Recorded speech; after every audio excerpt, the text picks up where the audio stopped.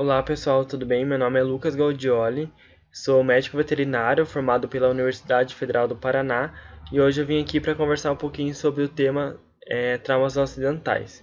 É um tema de extrema importância em que pode corroborar para a parte de maus tratos e também violência interpessoal.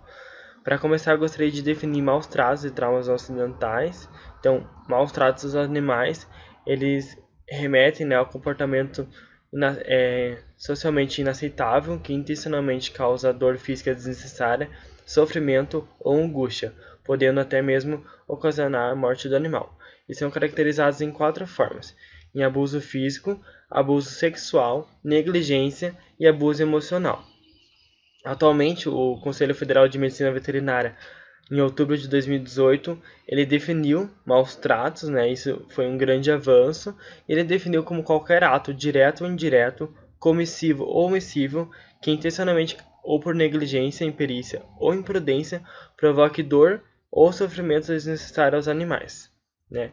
O trauma não acidental, então, como vocês viram ali na classificação, é um tipo de maus tratos, refere-se a lesão é provocada por abuso físico, o ato de infligir dor desnecessária ao sofrimento ao animal, sendo reconhecido como um importante diagnóstico diferencial para traumas em geral. E alguns autores também falam nesse termo, né, que está associado com esse termo, que é síndrome do animal espancado. O estudo dos traumas não acidentais ele considera a inter-relação entre os casos de maus-tratos contra animais e de violência contra humanos, sendo, portanto, uma questão de saúde pública. Alguns autores estudaram as similaridades entre o abuso físico contra crianças e animais e o elo entre eles, e observou que os atos de violência são os mesmos para a vítima humana ou animal, né? Então, os veterinários eles devem, né, trabalhar com o conceito de saúde única, que une a medicina e a medicina veterinária em uma preocupação comum com os vulneráveis e os vitimados. O conhecimento sobre a identificação de traumas acidentais ele pode reduzir o sofrimento dos animais, né, e aumentar o número de casos investigados. Sabemos que quando a gente fala de termos epidemiológicos, os números de casos investigados é de extrema importância para a gente conseguir mostrar a problemática desse crime, né? E assim implantar na agenda do governo e também implantar políticas públicas permanentes, que é um dos pilares aí que a gente necessita quando a gente fala desse tema. Visto isso, o assunto ele deve ser abordado ainda na graduação, porque muitos profissionais ainda não se sentem aptos a reconhecer esses atos de abuso físico. Alguns fatores eles podem dificultar a abordagem dos casos de crueldade, tais como a insuficiência de recursos técnicos para identificar situações de crueldade, a pressão social na direção de outros crimes considerados de maior relevância, a inexistência de um sistema público de investigação e notificação dos casos, a limitação na formação do médico veterinário para avaliar o envolvimento humano como um fator determinante dos quadros clínicos de crueldade e a resistência em considerar a crueldade animal como um crime violento, né? Apesar de atualmente estar mudando, né? A sociedade já está vendo isso com outros olhos. A Janaína Hammerschmidt também delata, né? O fato também da população desconhecer os locais de recebimento das denúncias dos casos de maus tratos, além do desconhecimento das leis e descrédito na justiça, fazendo com que muitos casos nem sequer sejam investigados. Existem também alguns aspectos envolvidos na elucidação dos casos de traumas não acidentais que criam dilemas profissionais sobre quais procedimentos adotar. Então, qual procedimento adotar com relação à abordagem da família envolvida, quais as condutas éticas cabíveis, qual a responsabilidade pelo bem-estar do animal vitimado e as possíveis consequências ou responsabilidade civil ao profissional a partir das decisões tomadas. Então, esses são dilemas profissionais, né, de quais procedimentos adotar em relação a esses casos. Então, aí vem a importância, né, da teoria do elo, né? Então, os traumas não acidentais contra os animais, eles podem servir de evidência da violência doméstica e já são usados em muitos países para acionar órgãos de proteção às crianças e também outros adultos vulneráveis. Então, os sinais que indicam traumas não acidentais são similares nas crianças e nos animais, como, por exemplo, queimaduras por água quente, geralmente ocorrem em membros, queimaduras por cigarros e fraturas. Com relação aos sinais dos traumas acidentais, então alguns estudos apontam que os principais sinais encontrados nesses animais agredidos são lesões superficiais por agentes físicos, fraturas, queimaduras, lesões por armas de fogo e pérfuro-cortantes, seguido por intoxicações.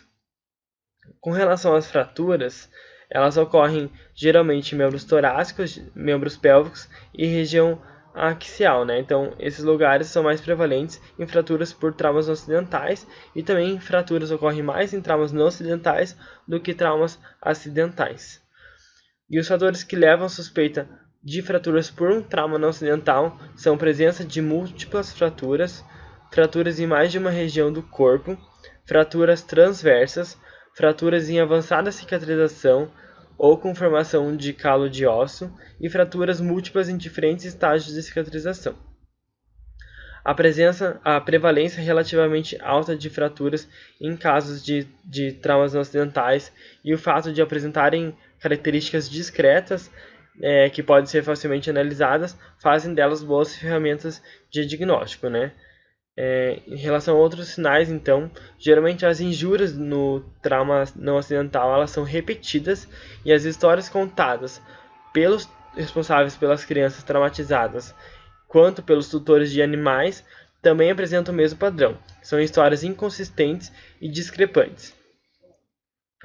Geralmente o tutor, ele reluta em falar sobre o histórico do trauma e muda o comportamento quando ele é questionado. Alguns autores relatam que os animais vítimas de abuso se apresentam mais excitáveis, com mais apego e busca por atenção. Os cães abusados também apresentam medo de humanos e cães desconhecidos, apresentam também hiperatividade, latidos persistentes e alta frequência de comportamentos considerados bizarros, estranhos ou repetitivos. O tipo de alteração de comportamento está ligado ao tipo de abuso sofrido por aquele animal. O medo de humanos ele pode ser consequência de uma interação direta e negativa entre o humano e o animal vitimado, o qual ele aprende que os seres humanos podem apresentar uma ameaça. Em 2017, eu realizei uma iniciação científica que foi intitulada como o Estudo Retrospectivo para o Reconhecimento de Traumas Acidentais em Cães Atendidos no Hospital Veterinário aqui da Universidade Federal do Paraná. E nesse estudo eu avaliei 488 prontuários e a partir de uma ficha que eu elaborei com base na literatura científica, com base nesses sinais clínicos e outros estudos que eu fiz para conseguir identificar nesses prontuários se tinha algum sinal, alguma lesão referente a um trauma não acidental. Desses 488 prontuários, apenas 2 eu consegui confirmar, como eu estava dependendo do prontuário, eu não tinha acesso ao proprietário, porque foi um estudo retrospectivo, então eu apenas consegui confirmar mesmo 2 casos compatíveis, 14 casos compatíveis suspeitos e 472 casos incompatíveis.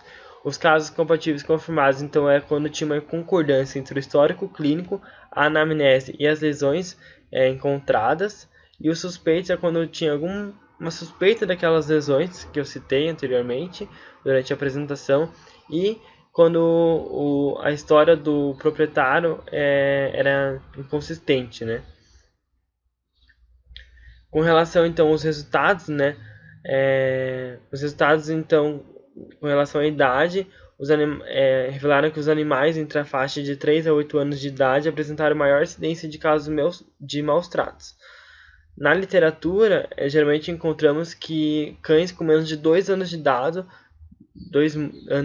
eles são mais acometidos por maus tratos. Até mesmo em outro trabalho que eu realizei, que eu analisei o bem-estar dos animais em negligência, eu também achei que cães com menos de 2 anos de idade eles sofriam maus tratos, né? Então, essa diferença desse meu trabalho da iniciação científica de 2017, essa diferença de resultado, ela pode estar relacionada com a demora em levar o animal ao atendimento veterinário, né? Visto que eu avaliei esses prontuários de atendimentos clínicos.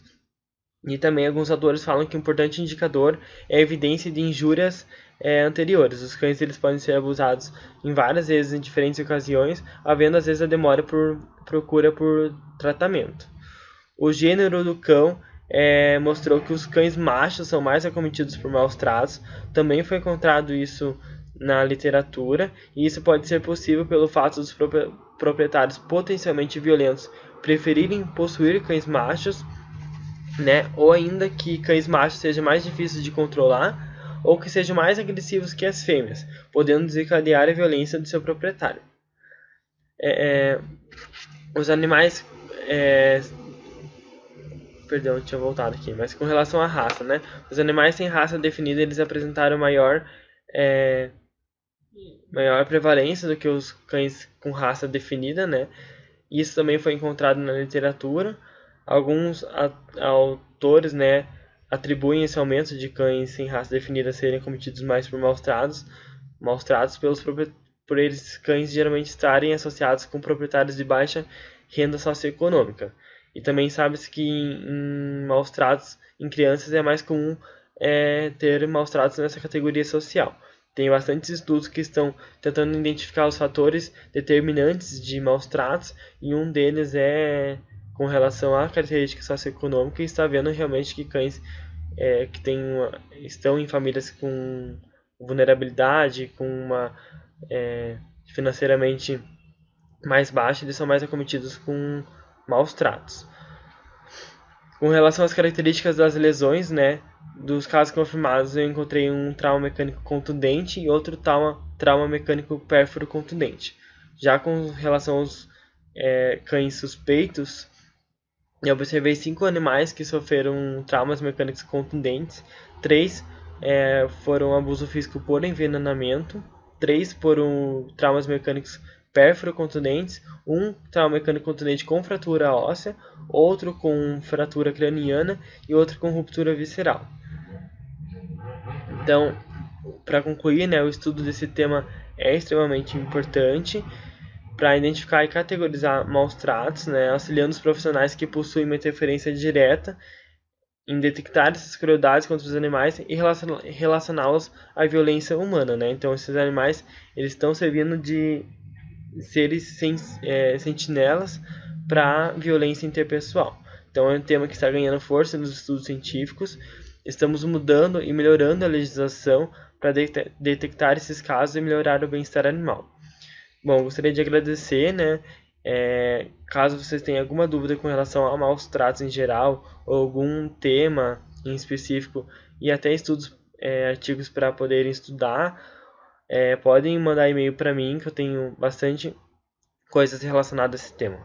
Bom, foi isso então, muito obrigado.